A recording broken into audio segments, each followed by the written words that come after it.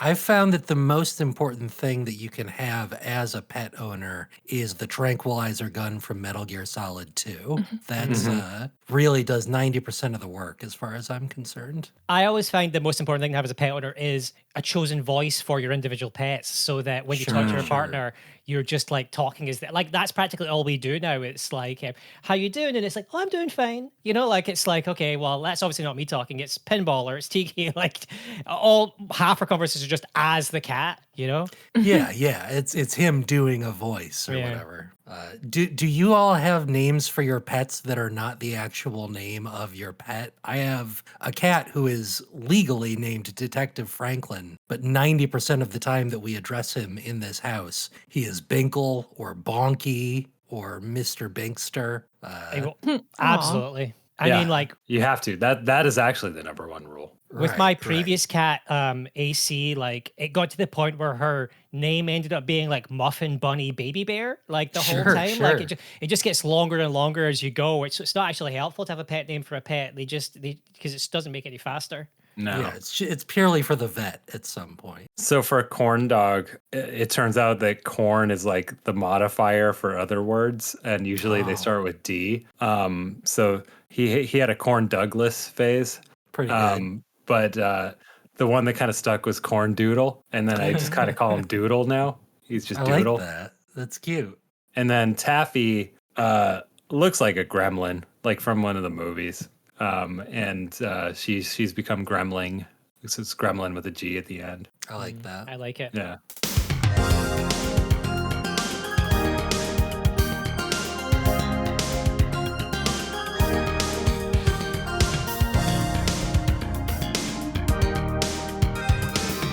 Avatar! Know that Britannia has entered into a new age of enlightenment. Welcome to episode 410 of Insert Credits, where a panel of experts answer whatever stupid old bullshit I've managed to come up with under the pressure of a buzzer of indeterminate horribleness. I'm Mathew Kumar, and I've just flipped heads! Oh boy, I'm Frank Cifaldi, and I just flipped, sorry for the lack of sound effect, maybe there's one in post, heads, also heads. I'm Ash Parrish, and I flipped. Oh, I flipped heads too. Oh shit, we're almost there, dude. Oh yeah. Oh my god, we all have heads. And Brandon flipped tails because he's not here, even though he said he would be. So he is at 0 right now. Okay.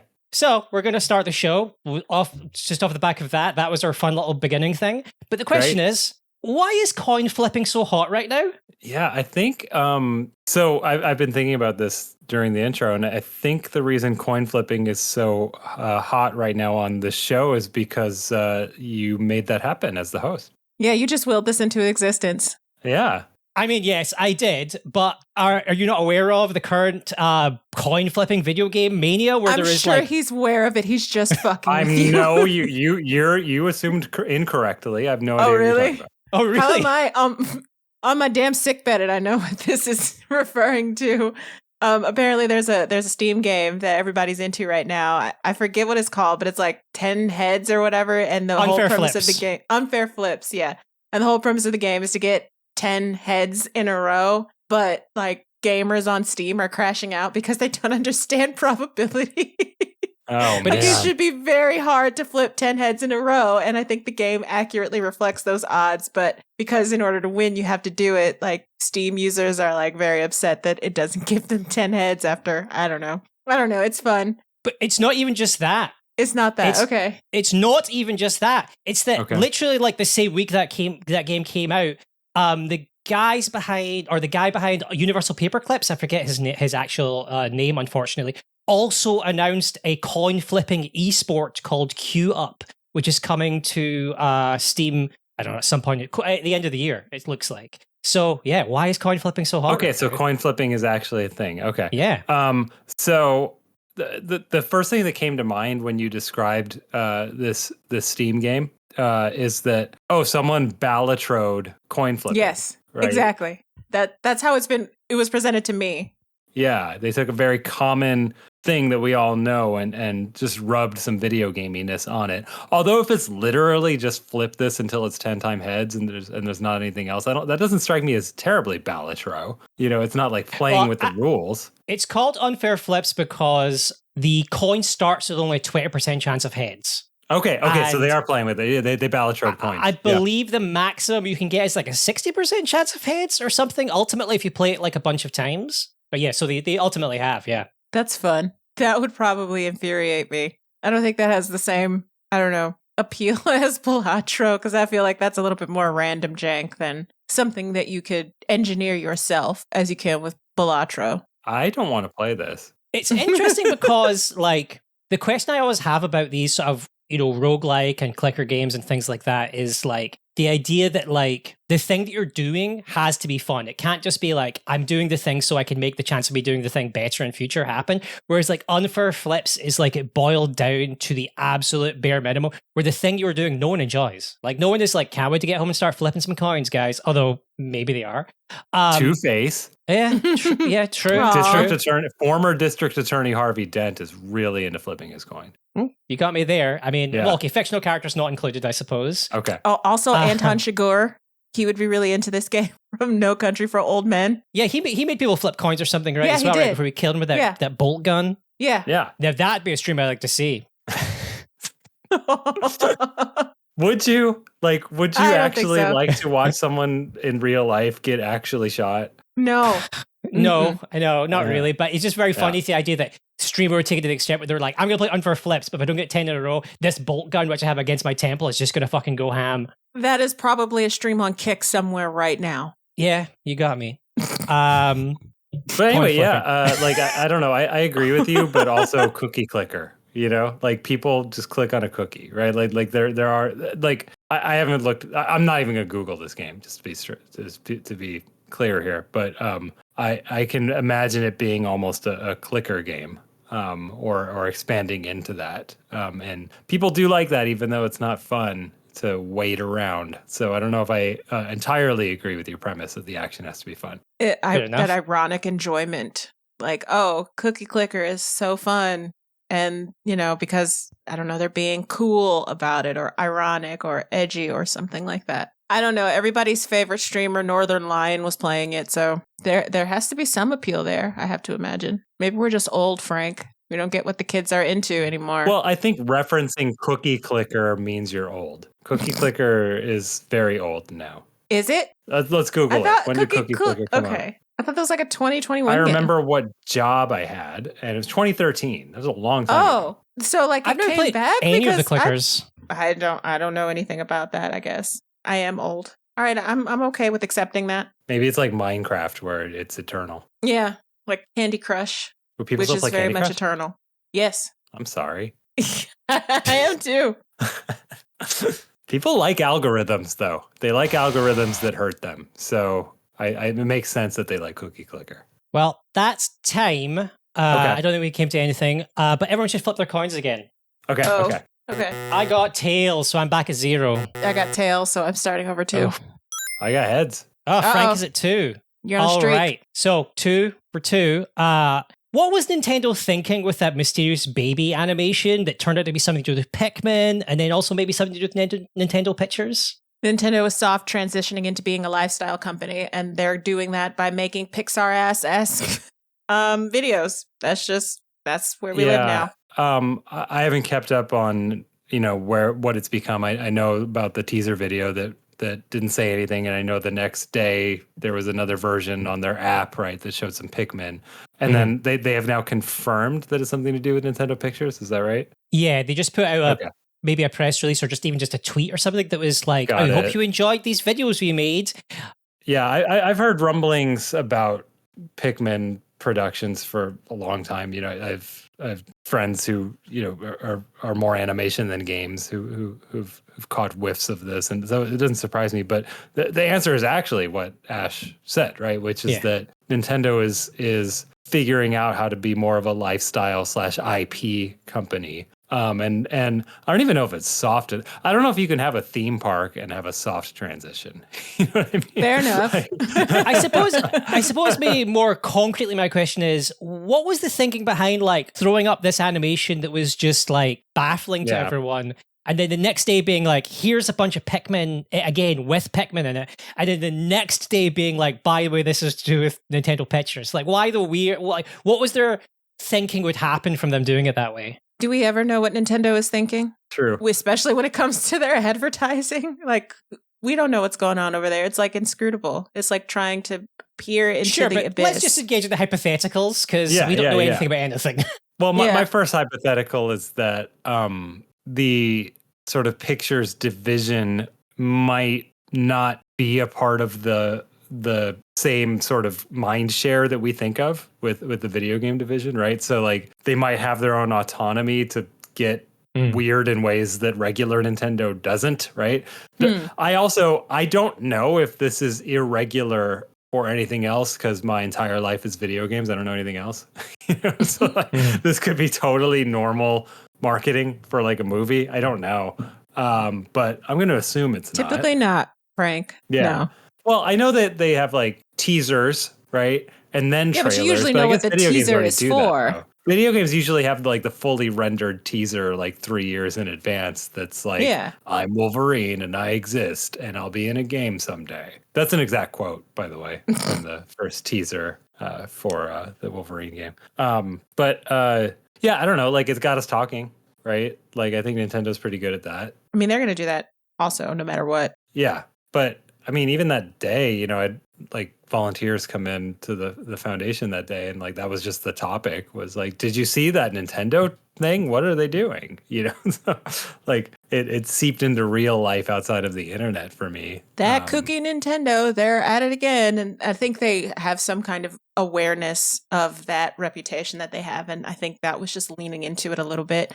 Like, you know, ARG style. Oh, we'll keep them on their toes by posting this cryptic trailer. And I think maybe they're upset that people kind of spoiled it already, but like, oh yeah, it's Pikmin. Like, not even, didn't take all that much thought to guess what it was. It's Pikmin, but to what, like, aim, right? People don't seem to think it's like related to a game, that maybe it's like related to a Pikmin like show or movie or something, I guess. Like, yeah. Well, I mean, all of that falls under the Nintendo umbrella now, right? Like Nintendo does its own production now. I mean, they still make the movies with Illumination, right? So like this is sort of separate from that. Well, yeah, I think Nintendo Pictures is a division of Nintendo, and they might not, you know, do the animation or whatever, right? But they're not licensing out the IP, right? They're controlling the production now, having learned their lesson from the 1993 Super Mario Brothers movie.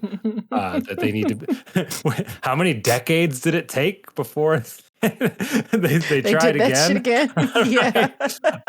But you know, I think it's part of, you know, it's not only part of where they're going, it's a part of like what Miyamoto does now, right? Like Miyamoto is just the head of other stuff, right? Like he's the other stuff department. He's the theme park and the movies and stuff. And yeah, I don't know. I think the Ash's initial answer of it being a soft, you know, transition is actually like correct, even though I kind of joked about it not being soft. I think this is them, like poking just, the bear, poking their toe out into like, Yeah. Can we just do animations? Yeah, that's kind of what it feels like to me. It feels like Nintendo is doing the math of the video game business as it currently is and where it probably will be once, you know, EA folds and knocks, like Brandon said, like last week, like one of the legs off the table and the whole fucking thing falls over. And, you know, Nintendo continues to print money with the games that they make, but I guess they still need that line to go up, and they understand that video games or pursuing video games might not necessarily be, you know, where that growth is angled. So they're trying other ways.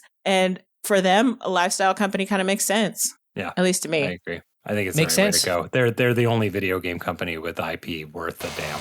So yeah, pretty much. Yeah. And that's time. I'm really sad Brandon's not here so that he could defend Super Mario Brothers the movie. Because I'm not going does to he do either. that? Yeah, he likes it. He thinks it's good. Really? Yeah, definitely. I have no issues with it, but you're right. He's actually the biggest fan. He's got like the t-shirts that aren't just Mario. It's like the movie design Mario. I think he might have that Australian only Blu-ray set, which came with like the full book of all the versions of the script and everything. Yeah, that does sound like which him. to be honest, I want, and I don't like that movie.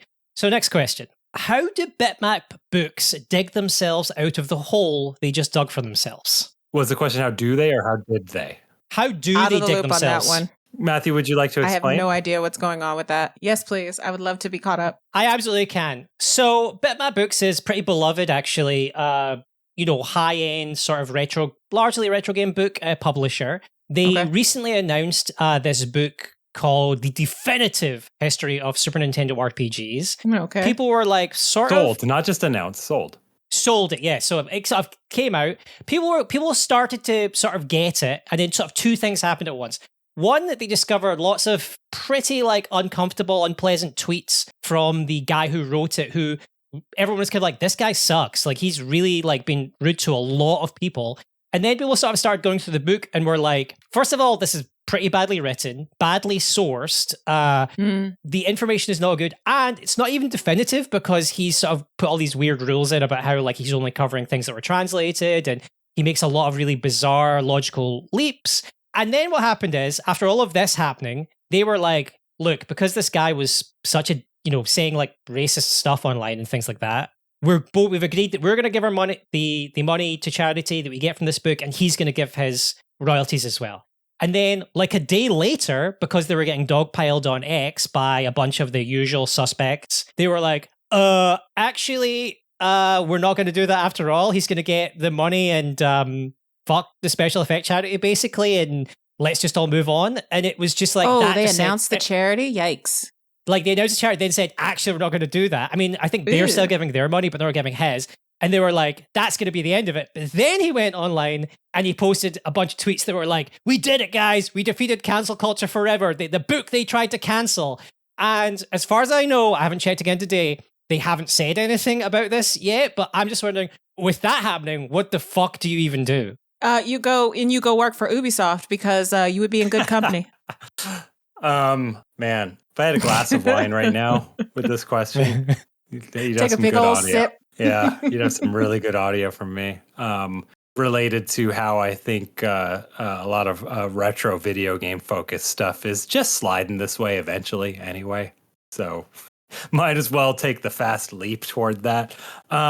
They seem like nice people at that publisher, but I don't know. Like part of it is like the book is very basic, right? Like the book is, I'm going to do an overview of every Super Nintendo RPG that was released specifically in the United States, right? Like he's not even doing like the two that only came out in Europe. You know what I mean? Like it's just the Super Nintendo games and it's like, I'm so bored of these books that are like, here is the canonical list of games that were sold in this specific region from this year to this year as approved by this company. Like that is not history. That's not what history is. That's a product catalog. That is letting the man tell you what video game history is. And I had lost count at this point of how many books there are that's like, here's every NES game that was released in the US in alphabetical order with a review.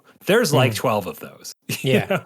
And people are just very boring and basic. And I tend to think that boring and basic when it comes to this stuff does slide toward racist, like our friend here. Like people like the Venn diagram of those two things, in my experience, you know what I mean? Yeah. It's pretty close. So none of this surprised me. I mean, what did surprise me is not that this guy turned out to be terrible. What did surprise me is when I actually saw some excerpts from the book and I went, they published this? I was very surprised. Yeah. I like you were talking about like boring and basic, like, I've been doing the zine recently, and that is purely just like, it's just a hobbyist thing for me, which is like, right. write some stuff. There's some stuff I haven't looked at personally that I'd like to like play and look at, but I'll write something about it. And then it's but like for you, nice... it's a journey of you and not I have to fill out this checklist, you know? Yeah, and it's not a definitive. It is at least partially neurodivergence that's making me do this because I love to do things in order. But yeah, it's like, it's my personal take on things. And what's weird is how like personal this book is, even though it's called like definitive, which is like not what you want, right? Like it's like, there's some really good, like I actually love I think they put out the CRPG book and I think that's really a nice piece. Yeah. But by comparison, this was just like, well, it's not just like what I wanted from the CRPG book was just like, here's everything in order so you can just do your checklist if you want to. This is like, here's one guy's very specific idea of what things are. And if you don't like it, fuck off. Whereas like, obviously my books are just like, here's some stuff I was thinking about. If you want it, you want it. Well, and your writing is coming from, like I said, a place of like you kind of going on your own educational journey. You know what I mean? Like, and the writing I'm seeing here is very like, I don't know, a couple times in my very early career, you know, I'd get writing assignments from magazines that are like, okay, we're doing the top 100 Nintendo games of all time. You're doing number 40 through 20. You know what I mean? And it's like, okay, I will write copy that fits into here. You know what I mean? And it like the copy in this book just comes across as like someone made him do it, but it's his book, you know? And like the citations are a huge problem. I don't know if you've dug into that and like that thread on Blue Sky or not, but Phil Salvador from the Video Game History Foundation, who can overhear me because he's like literally next to me, referred to the citation list as Games Somerton, which I thought was very good. Yeah, very good. But that was time already. And Brandon shows up. Oh, interesting. Yep. Hi, Brandon. Perfect timing, Brandon. Hi. Perfect timing. You've missed. We just finished the question, so you are welcome to begin. And that also means it's time for a coin flip, everyone. Because Brandon's taking part. So I flipped heads. All right, I got. Come on. Ah, tails. Dang. I got heads too. Frank's back at 0. Ash is I at also 1. got tails. And Brandon is still at 0. So we were just speaking about racism. Ubisoft cancelled a Reconstruction period game in which you play a black assassin murking the KKK. Who is going to run with that idea now? Nobody. Like, who would we like to see run with that? Who would we like to see? Machine Games. Yeah. Just do it. You're already halfway there. Just fucking do it. Just rip the Band-Aid off. Like I said on Blue Sky, like I would love a Machine Games vehicle where it's just Grace Walker's character from Wolfenstein in the period before BJ Blazkowicz woke up. Just give me that, which is essentially just like Tiana Taylor's character in one battle after another. Just make that game. Easy. You have everything there. You don't need to do anything special. I don't need any like special graphics or whatever. Just make the game. You'll print money. At least I will go out of my way to buy every copy that I see in a store. That's a big That's a lot of money, Ash. Come on. That is a lot of money. I want to see this game succeed. Also, it has to be physical now. Come on. You're going to go to a store and buy a disc? At this point, yes. I'm good with it. I think Machine Games would be a good choice for like a AAA doing a real good job of a big one. But I think there's some indies that could do a good job, but I'm not sure exactly who would be best. But the question is, who do you trust? Who do you trust to do it? Right. Not Ubisoft, that's for damn sure. No. Did anyone play the Japanese one they just did? Oh, yeah, I did that too. How was the treatment of the stuff actually in the game? Like, because it was so controversial, I don't even know. I thought it was fine. Like, it was okay. Like, it's Ubisoft and it's an Assassin's Creed game. We're not like, breaking boundaries in terms of storytelling here. It was perfectly serviceable vehicle for some samurai revenge action. I thought that it's been a while, so I have a hard time remembering the specifics, but I remember being like, oh, okay. I thought it was a really thoughtful treatment or twist on how they're presenting Yasuke's story that I thought was really interesting. Especially because, like, at the beginning, like, spoilers, he and the other character, they're, like, at odds before they learn to work together. And I just thought that was really, that was fine. Perfectly fine. Whatever. But not definitely worth all the headache and rigmarole that Ubisoft was, like, doing when they were, like, trying to, I don't know, appease everyone. And if you don't have the courage of your convictions with this, I don't think I could trust you to handle the nuances of a reconstruction story as it is. So it's fine that this is not a thing that's going to happen. Like, it sucks for people who were really excited about that project and who worked on that project. But I don't think Ubisoft are the people that I would trust with that.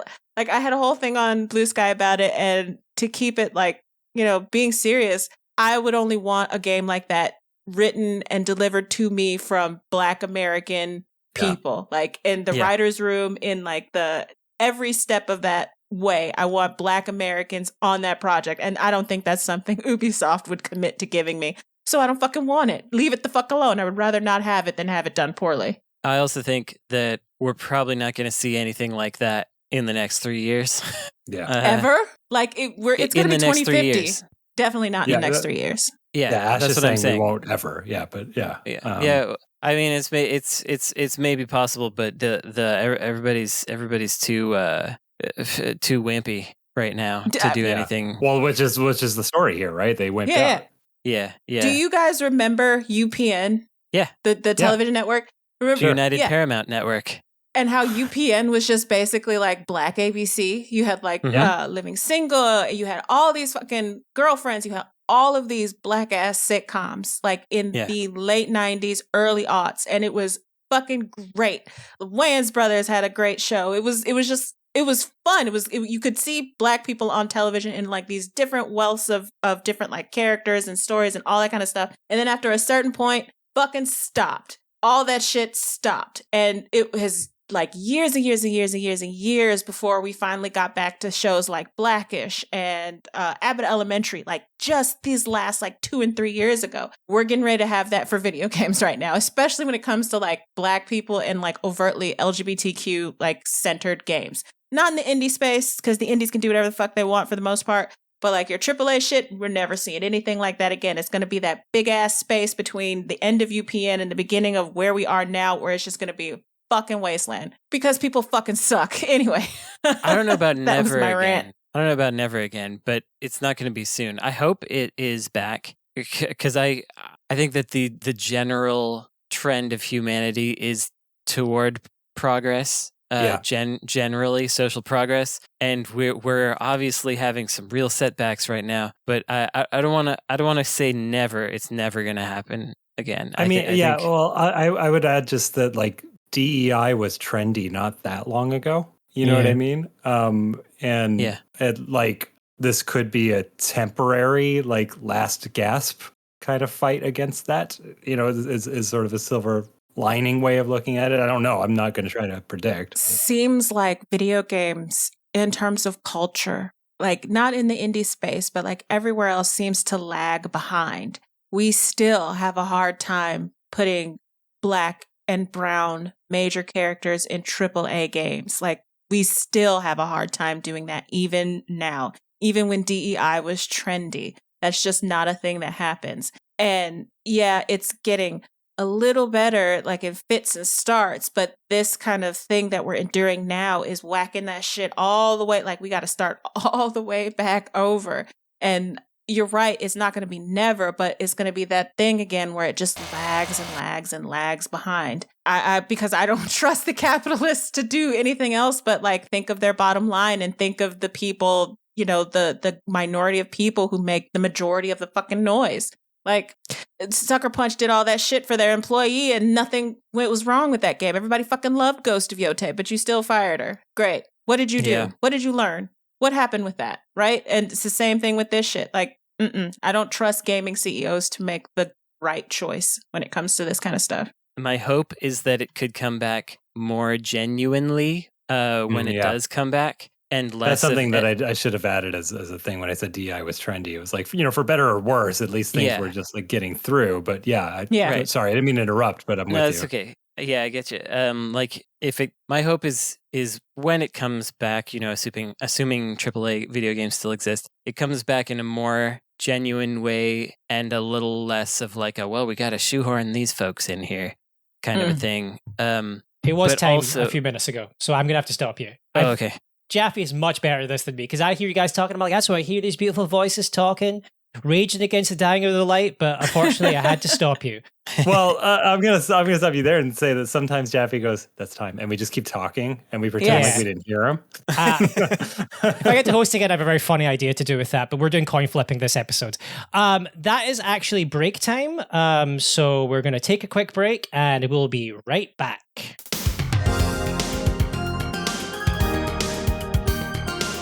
Sorry for being late again, everyone. It's I was just sitting here with my dog outside and just like I was like, okay, I'm gonna eat my lunch and then I'm gonna do insert credit. And then I finished my lunch and washed the dishes and I was like, all right, back to work. It just something has happened in my mind. And we are back. And from this point on, I'm going to shout time really loudly and just stop you talking, even if you're saying cool stuff. But it's also time for another coin flip. Okay. I got heads. So I'm actually at 2 heads now. I got heads. I got tails. Ash is at 0. I'm winning somehow. And Brandon is at 1. I didn't find a coin immediately, so I'm flipping a sticker of my dog. No. That I don't remember where it came from. Well, I don't know. That seems very weighted. Yeah, that seems pretty weighted. A cute dog on one side. We'll have to see how we feel about that at the end of the show. But it's been 50-50. I've flipped twice and I got one. My sample size of 2 is proven that I'm just saying, your speculation that it's weighted is so far not proven correct. Okay, well, you're going to have to flip that 1,000 times and then we'll talk. All right. We're going to go straight to the question hole where we have a question from Esper Quinn. If you could take the assets from any existing game and make a new game, what would you take from and what would you make? So I was thinking about Assassin's Creed because we were just talking about it. And I was going to make a joke, except it got too heavy, so I didn't. But the joke I was going to make, it would have gone something like this. I would have been like, so hey, Ash, you played like a lot of that game, right? The new Assassin's Creed? Yeah? Enough. Sure. I didn't finish it, but I played enough. So I haven't really played those that much. Is that where the rabbits come from? That was going to be the joke, right? So, it's stuck in my head though, and I kind of want an Assassin's Creed game with the rabbits. Where all of the citizens that you like push as you walk are rabbits that are just like crawling up the walls and drooling on each other and jerking each other off or whatever they do. Yeah. Jesus. Okay. Is that? I guess that's reusing the you're reusing the assets from the rabbits game in in the Assassin's Creed. Okay. You put the jerking off animation into Assassin's Creed. Did you guys play that Playdead game Inside? I think it is the one I'm thinking of. Inside. I didn't actually. Basically at the end, there's this writhing mass of like limbs, and I was thinking you could do it like that, like this writhing mass of rabbits, just sort of rolling along, all sort like of a wave, squidgy, like going through the town. Yeah, like the Legion boss in Castlevania. Oh yeah, that guy. Yeah, that blob. But I want to play it straight, though. You know what I mean? Like it is a very serious Assassin's Creed, but everyone except you basically is a rabbit. I don't think it's possible to play that straight. That's like those prompts on Blue Sky where like you make a movie, but everyone in the character is Muppets except for like the main actor. Yeah, it's like that. Yeah, but with rabbits, more jerking off. Well, I have somewhere in my brain, inaccessible to me at this present time, I have a big list of these kinds of games. Whole bunch of games where it's like, if it was good, this game would be so cool, and usually that means the art is nice and the rest of it is. You and I were just talking about this recently. It's true. I don't remember why, but the example I brought up was like making a good game with the Toe Jam and Earl Panic on Funkotron art, right? Because it's really that good wasn't art. A good game. I didn't like it. No, it's not that. I did. Part 2, Panic on Funkotron. You're a Funkotron. I have apologist? to remember which one we played because I played a Toe Jam and Earl game with my husband, the one where you could do co-op, and I thought it was really cool. Is it sort of like a roguelike sort of? Because that's the first overhead, and you're walking around the map. That's no, Toe maybe Jam not and that Earl. one. That's Toe Jam and Earl 1. So Toe Jam and Earl 2 is side-scrolling. Oh yeah, that's the one we played. I like that. Okay. Fair enough. Yeah, I was going to say a really classic example for this one for me is Automodelista, which looks amazing and no one likes. Like it's not good to play if you know that. Brandon will know this one. Yeah, it's gorgeous looking. The Japanese one is better. They changed the tuning for the US release, which is very strange. There's like one specific version that's decent. the rest are weird. But I think I forget if it was this. It came up at one point because we were talking about all these Java games and how they look great in screenshots, and a lot of them have really that's nice. Why you're talking about it. That's really right. nice art, and but they run at like 5 frames per second. Luckily, the human eye can't see or perceive more than 15 frames per second, so it's all fine. That's a joke. Don't kill me. And dogs can't look up. Dogs can't look up. That's Shaun of the Dead. I think it is. Yeah. Yeah, I think so. But yeah, a whole lot of those games looked really cool and had great art, but they sometimes didn't even have music, and they ran real slow. But Gameloft remade a bunch of theirs for DSiWare, and it looked real cool, and it was a neat idea, and that would be a fun thing to do. What's another one? Brave Proof. That's a PlayStation 1 game that I like, but isn't very good, and it has a lot of cool animations in it, and you can make something really, really neat out of that. Like, I guess in some ways that's what ROM hackers are doing all the time, is trying to make good or better games out of weirder, stranger games that kind of appealed to them as youths. There's so many games on the PlayStation that would be amazing if only they were good, and I'm just blanking on all of them right now. I think I have misunderstood the question, because the only answer I can think of is I want to take the story from Final Fantasy Tactics and just put it in the engine of Final Fantasy 16 so we can just get a good Final Fantasy 16. Not that it was bad. Boy, that's I'm just saying. But I mean, what's wrong with Final Fantasy Tactics as it is, right? Because you have the story there. That game's good. That game is good. I don't know. I'm just thinking like prestigify it up a bit just to have some fun. Like, what they did with Final Fantasy 7. Which probably, I guess, wouldn't really appeal to you guys all that much. No, it doesn't qualify. I really, really strongly disliked what they did with Final Fantasy VII story-wise in the remake. That was... Oh, to be clear, I'm not saying we need to change the Final Fantasy Tactics story. I think that story is great. I just want that story in Final Fantasy 16. I'm trying to remember if I hated that story or if I'm just smashing it together with the old War of the Lions, which drove me nuts. Well, we're never going to find out because that's time. There we go. Everyone flip a coin. Oh, I got heads again. I'm killing this. I'm actually at 3 heads. I got heads. I think yours is rigged. I got heads. I got tails. So I'm at 3. Frank is at 2. Ash is at 0, and Brandon is at 2 consecutive. Miles tails per hour. This is maybe a slightly wider question, but recently I was watching this guy's YouTube videos. He does these really long YouTube videos about all the Ultima games, right? So he just talked to me for about an hour and a half about Ultima 7, and then Ultima 7 Part 2.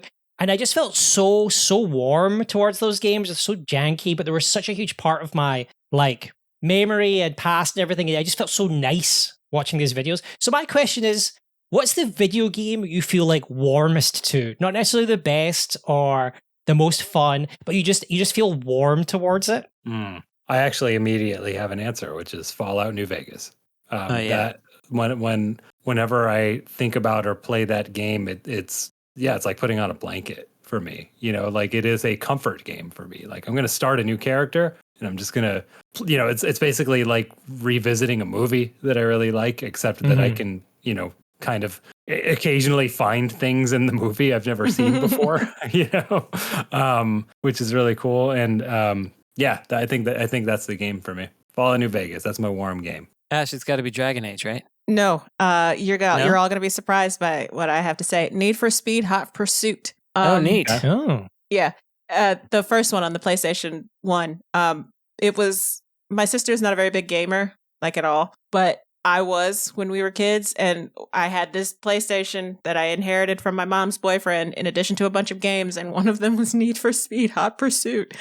So we would do the thing, or I would do the thing where I would unlock like the most powerful car and just like put in cheats or whatever. I think it was called like the El Nino or something. I don't know why. It was an ugly car, but it was the fastest one. And so I would play the game, and my sister Alexis would play NSYNC CDs because she was an NSYNC person, and we would just listen to the same NSYNC songs over and over again while I'm playing this car and dodging the cops in Need for Speed Hot Pursuit. And it's like one of the only instances of my sister and I playing a video game together, so that's like my warm blanket. Wait, so do you associate the game with NSYNC? Like, is Yes, that I do. Like, that's Yes. the soundtrack for Need for Speed Hot Pursuit is NSYNC, whatever that album was. Yeah. The one with Bye Bye Bye on it. That's immediately what came in my head. I'm just imagining like. Well, that was the right time. Right, like passing cars and Yeah. So what you're saying is a game that you could remake would be Need for Speed Hot Pursuit with the NSYNC music as the end game. I mean, this is the PlayStation, so like you could have like your music files on the thing and listen to that while you play games, right? No. Isn't that what you could PS1, do? No. Oh, PS1 was that only didn't even have PS2? Storage. Xbox 360 PS2 also was didn't have probably the storage. first time you could do that. Yeah. I see. Actually, I remember 360 like early on before it came out, they were really pushing that as a feature that you could add your own soundtracks. And I remember being upset about that because I was like, but the artistry of the game score. No one will ever hear the game score again. But I don't think anyone ever actually puts their own music into Xbox games. Not very often. I mean, I did it on the Xbox 360, bizarrely, because I had it connected, so my whole music thing was on, and I played like Gears of War, listening to random stuff, and I've definitely told this in the podcast before, I played all the way through 50 Cent, Blood on the Sand, listening to the Smiths, which was very confusing and sort of not the correct way to do that. I guess for me, it would be Final Zone 2 on the TurboGrafx. All right. Just there's not too much to say about it. It's a top-down shooter that is really stupid and it has bad voice acting, but it's a game. I like a game that's kind of like pretty easy to get through, but never boring and not too long.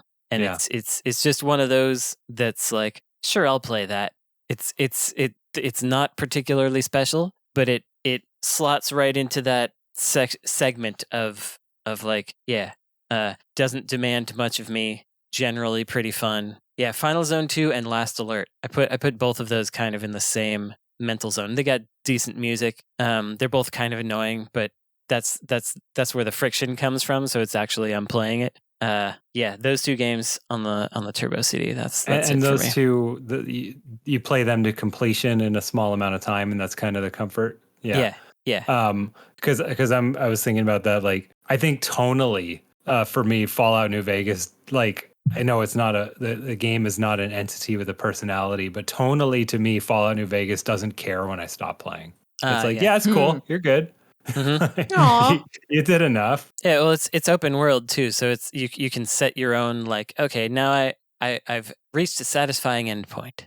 Yeah, it's like, I recruited this person. I'm good. I'm gonna go fight a couple people with them. I guess I live in this fiberglass dinosaur now. That's fine. Yeah, exactly. Yeah. It's like, this is a fine ending because no endings matter in this game. But I was thinking about how like your warmness, Mathew, was watching or talking about the game. And I think I still have that with New Vegas, but I was trying to think around that too. It's like, it's not just like sitting down and playing it. It's like, do I have warm feelings just when other people talk about it, when I watch videos about it? And yes, I do. So. Aww. Very warm game. I get a little of that with Resident Evil 4, watching people like find more things outside the boundaries or like, did you know that this thing happens? Like, oh, I didn't know. That's fun. I get a little bit of that with that one. I don't think I would get that with Need for Speed Hot Pursuit. I don't care about that game outside of that very specific context. Mm-hmm. Yeah, well, you'll always have the memories. And I'm calling that time. So everyone flip a coin. Why not? We're at it. We're coin flipping. Oh my God, I got heads again. I've forgotten every time. Heads. Yeah. God damn it. Tails. Again. Brandon? Still 0. I have to throw again because I threw it behind my monitor and it landed on its edge, even though it's a edge. Photo. It fell off the table, but it was tails before it fell off the table. Okay, 0. Well, Frank is technically winning because I don't actually count. Next question. So, as we know, I like to do zines as well as writing online and stuff like that. And one of the nice things about zines is you can put anything you want and you don't have to care about the audience or anything. So the Zine Fairy has gifted you with that knowledge and has gifted you with time to fuck around with paper and colored pens if you want to. So what bizarrely specific thing would you like to make a zine about? Well, I've often mentioned that I have like 60% of the research done about the first twin stick controller input implementation in a first-person game. And I think I would like to complete that, and it would be pretty fun to do that as a zine, just talking about talking about Quake on the Saturn, talking about Duke Nukem 3D on the Saturn, Turok on the N64, GoldenEye on the N64. Yeah, I was going to say GoldenEye's a really early one, yeah. Yeah, and then eventually getting to Alien Resurrection in 2000, which I think is the first modern implementation of it. So that would be fun. It would be fun. It'd be fun to just get deep into all of those, and having the no pressure of it being a zine means I don't have to be right. I can just do the research that I've got and talk to the people I've talked to, and I don't have to be right. Best thing about writing zines, you can be as correct as you want to be. Yeah. Oh, I'm incapable of writing a zine, I think, because I must be very well researched. I think what I would try to do, and this would be a fun one for me, is like go through a history of black hair and character creators. Oh, I think that would be fun. Amazing, actually. Yeah. That's a perfect scene. Yeah. It really is. Yeah, that would be fun. I thought so. Yeah. Do you have that like would be any fun. good examples off the top of your head of ones that you remember doing it really well or doing it really badly? Oh God, we could be here all day. I remember thinking one of the first times I was like, wow, this is really freaking good, was Black Desert Online, which was really startling to me because I'm pretty sure that's like a Korean developed MMO. And I thought it was really interesting that like they would, a Korean developed game would take the time to like actually include that kind of hairstyle when I can't fucking do that in fucking World of Warcraft. It took like, 20 years of WoW before that became a thing. So I thought that was cool. There's just so many bad ones. Like the one thing that that comes up to me that I just think of off the top of my head because it was just so heartbreaking is just Dragon Age Origins. And it was like a pain in the ass to try to mod that game in order to get better hair. And Dragon Age 2 specifically fucked with me because like the color sliders on that, like you could never get darker than a paper bag. Like that was just never a thing for those two games. And I fucking love those games to the bottom of my heart and back. But it's just like, just not a thing, just like a cultural blind spot. Like black people don't exist. Sure, like, Canary exists and dwarves exist and, all those kinds of different people and elves and shit. But damned if you can't be a Negro. So I think that would be a fun zine for me, just to excise those demons a little bit more. You know what zine I think you could sell pretty well would be some of your fan fictions. Just collect them.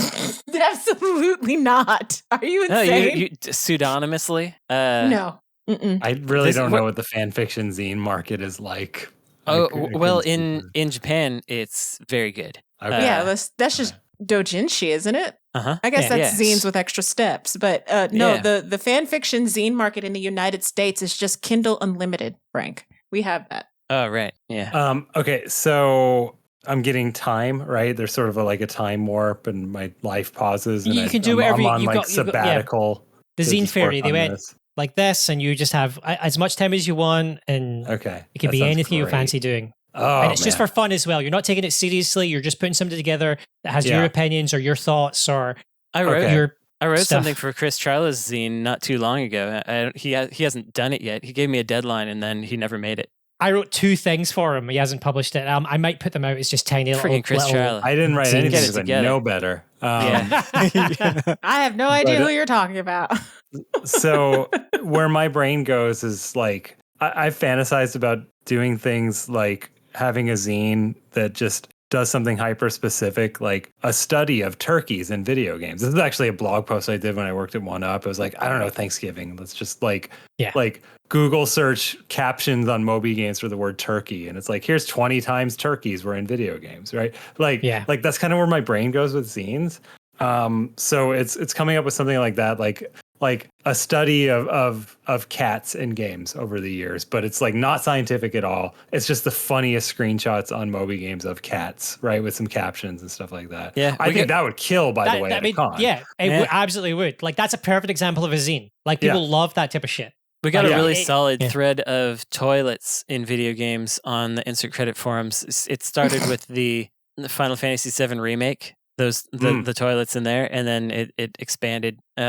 So yeah, I think Borderlands got to take up a big ass space share in that thread because there's toilets all over that damn game series. I think about Jess Morissette's video game soda machine project, right? Where he's documenting every soda machine in a video game. Like that's a good zine. I played this Unity project once that was just a museum of Nintendo 64 cars. That was really cool. Yeah. That sounds awesome. Walked around and there was just polygonal cars. So that zine stuff. Time. Coin flip. Oh. Heads again. I can't believe it, guys. Is that 4 for you? I'm on 5. Oh, damn. Tails. I'm out. Frank is out. I got heads. Okay, so we Brandon need has to one. reverse it to tails because I would be winning at this point because I got tails again.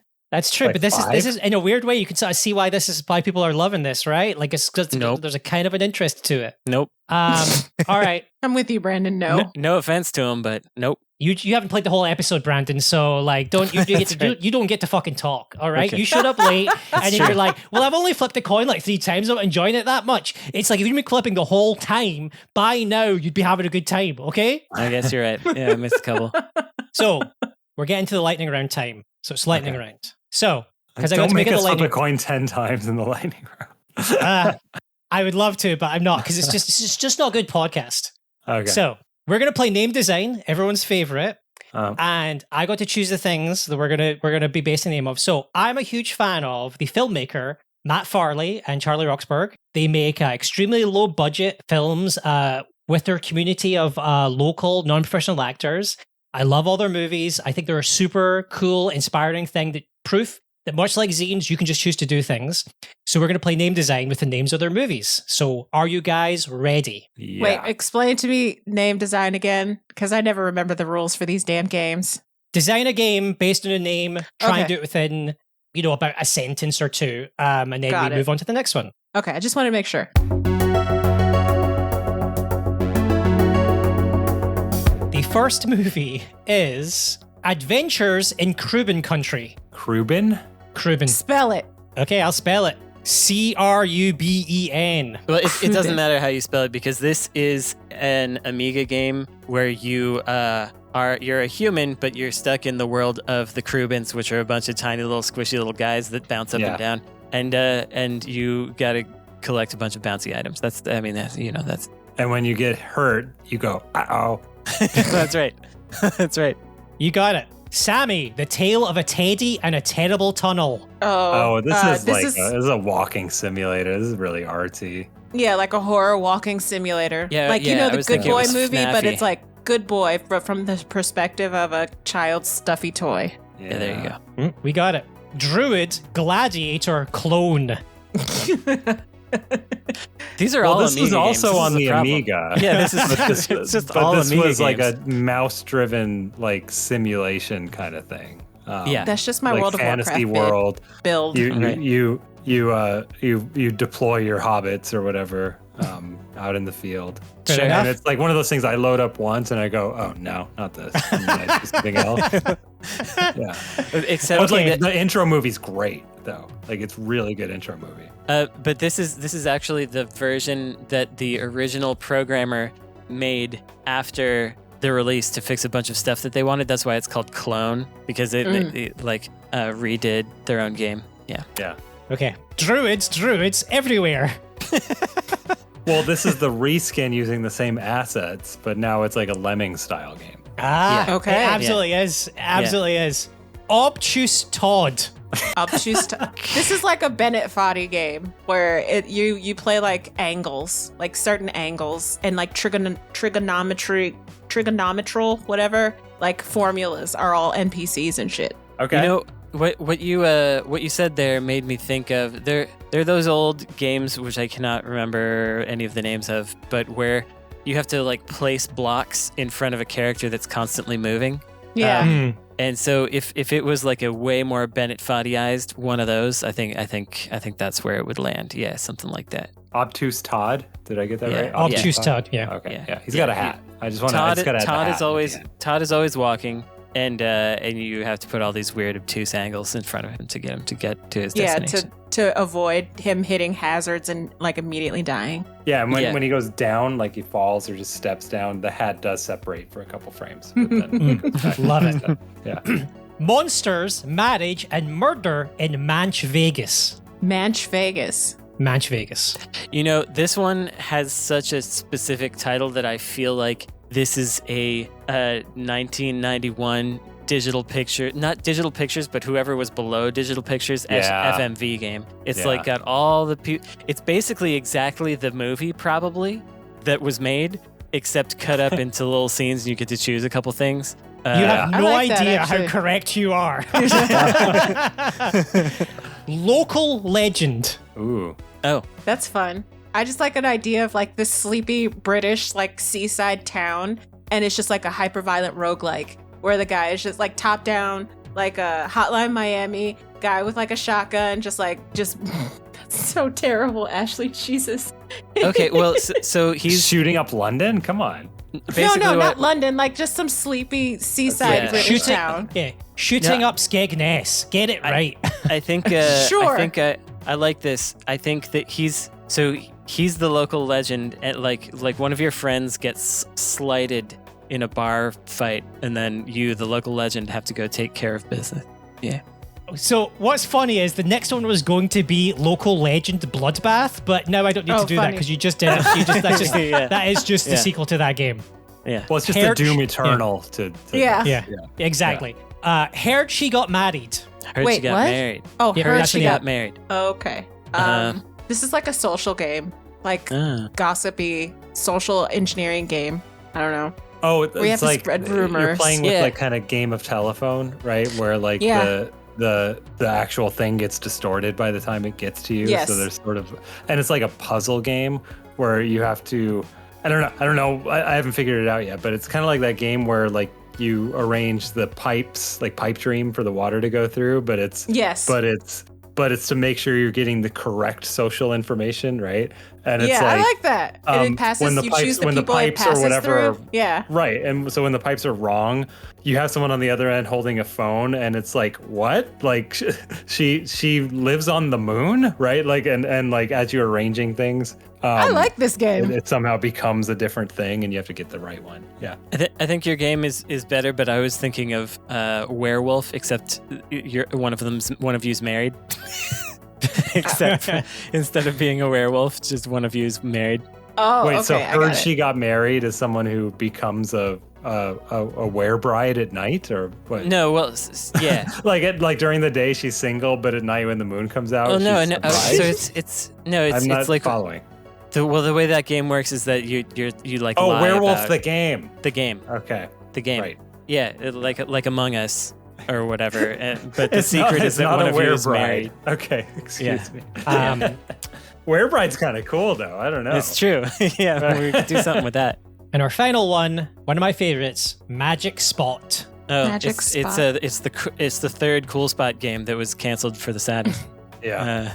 He upgrades to different magic tricks. He can hover, and he can he could always throw sparkles, I guess. Yeah, he can So throw the magic was inside him the whole time. the whole time. Yeah, Yeah. Well, yeah. This is why it there got we go. canceled because they were like, you know what? It's just too similar. It's basically the same thing. I don't get the magic part. It's just a cool spot. Well, that is our show, apart from recommendations coming in a second and a coin flip. Everyone And should a flip coin one more flip. coin. If I get tails again, I'm just gonna declare myself the winner. I got heads. Oh damn it! I got heads. Brandon has 2, Frank has 1, and Ash has 1. So I get to choose the winner of the episode. The winner of the episode should be me because I have 6 heads, but I can't win. Brandon, you are the winner of the episode currently, and you will gain 1 credit. But I'll give you another credit if you flip heads again. Oh, right. And if you don't flip heads, you I lose. just did. Okay, 2 credits to Brandon, Okay. and Jaffe can't take it back. I Nice. like how that's become the meta for guest hosts. Just like, I don't care, kids. Have whatever the fuck you want. Teacher's not in. I only give him 2. I was going to let him keep flipping to see and keep adding a credit every time he managed to get heads. But because he's flipping with a card, I feel like I'm not sure I trust him as much as I trust everyone else with. So we're just going to stop at 2. But we have recommendations now. So would anyone like to have recommend anything? I'll do a quick one. So I recently got the Nintendo 64 core running on the Mister. And I've been kind of channel surfing because I've never really played much with that system. I had a really good time. We were talking about Ubisoft earlier with Donald Duck going quackers. So I recommend. I think it's a sequel to DuckTales on the NES. Secretly, it's a platform game. It's built on Rayman 2. but it's actually more fixed camera. Like half the stages are actually 2.5D, and they're really kind of simple. Run, jump, find the collectibles, platform things. There's 4 boss levels, and I played it over the course of 2 days, and like got so kind of into it that I 100%ed it. I did all of the stuff. Damn. Wow. So Donald Duck Going Quackers. I'm told that the N64, PC, and Dreamcast version are the same game, and any other game with the title is a different game. So on one of those platforms, feels like a 64 game to me with the bad frame rate and stuff. Though, so that's where I liked it. I was watching a video of all the Saturn games, as I like to do. I just was watching through a video of all Saturn games, and the comment that YouTube kept trying to recommend to me, it like auto previews one under the thing, no matter what you do, was like, wow, the Saturn really is the midpoint between the Super Nintendo and the N64/PlayStation 1. What? And I was so scandalized by this comment from multiple vectors. It makes so little sense. I was just like, come on, Google, like, you're already needling me constantly with everything that you do. You got to show me this comment every time I come back to finish this 3-hour video about Saturn games. Very insulting. Anyway, that's not my recommendation. Yeah, is that your recommendation? Be annoyed by Google? Yeah. I want to add something about Going Quackers before we move on, though, which is that sometimes Donald, there's like you can get hit twice. So he's like happy, and then like he'll get mad if he gets hit once, and he like kind of walks around and he's like all pissed off, and once in a while he screams something in a Donald voice, but I can't make out a word. But all I hear is him screaming balls, like when he's upset, and he just screams balls, like after he dies or something like that. So look forward to that and Donald Duck's Going Quackers. Yeah. I just remembered You Are Mr. Gay. Do we all remember this? Do we all remember this? I do, but I don't remember why. What was that? It's so stupid. Super Mario Galaxy came out on the Wii, and there was discussion on the internets about how it said "You are Mr. Gay," and I was like, "What is this homophobic nonsense?" But then you get the cover, and it was that there was a sparkle on the letters URMRGAY in Super Mario Galaxy. So stupid. It's so stupid. It's so stupid. But I was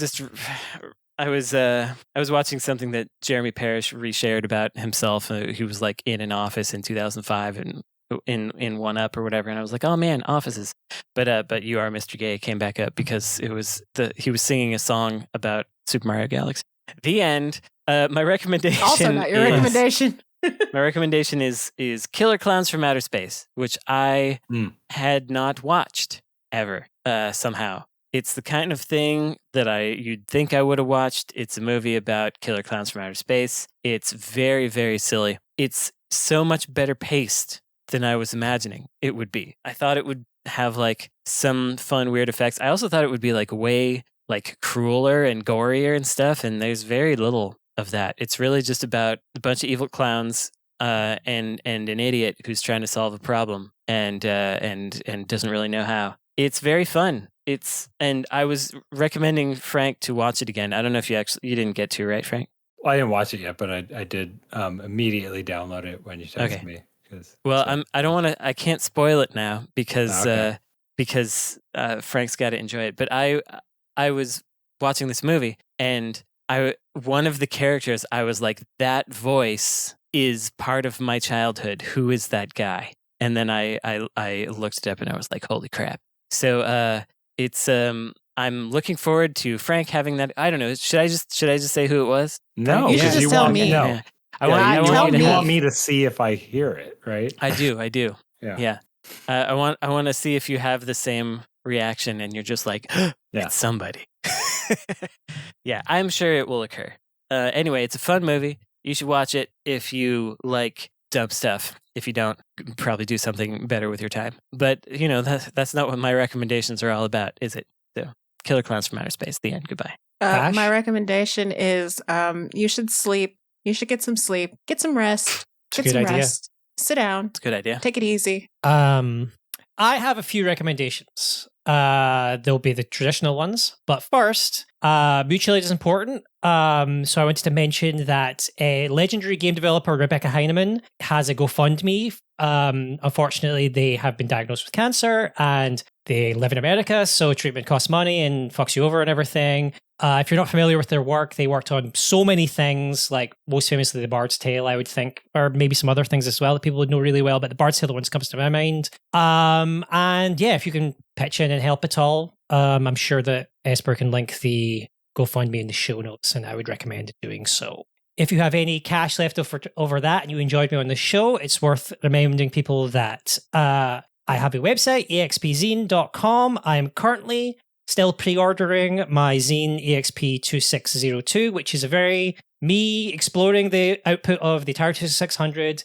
Again, a system I have no recollection of, and it's sort of interesting, I suppose, if you like that sort of thing. Canada Post has fucked me really badly because they are currently on strike, so you won't get it sent until they're off strike. And if you don't want a physical zine, my Patreon is only $1. Imagine that you added an extra dollar to your Insert Credit podcast patronage, and you got a cool article every week from me. That would be good, wouldn't it? So yeah, consider joining my Patreon, but you don't have to if you don't want to, it's fine. I like reading your stuff.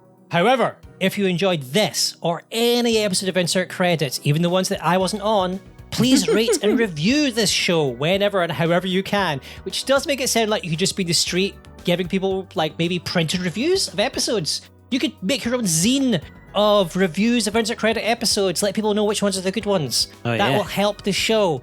But you could also support the show, just as you can support me on Patreon, by supporting it on patreon.com/insert credits, where you can become a patron, which will allow you to submit your own questions, listen to monthly bonus episodes, and there's more exclusive content than that I don't even remember. You can also join the community at forums.insertcredit.com, or find videos of these episodes on YouTube, which Esper spends a lot of time on. It's really like it's more than they probably should bother. And this episode is even edited by Esper Quinn. What a maniac! With original music by Kurt Feldman. I'm Mathew Kumar. I'm Frank Cifaldi. I'm Ash Parrish. I'm Brandon Sheffield. And I banish you to the world of Pagan.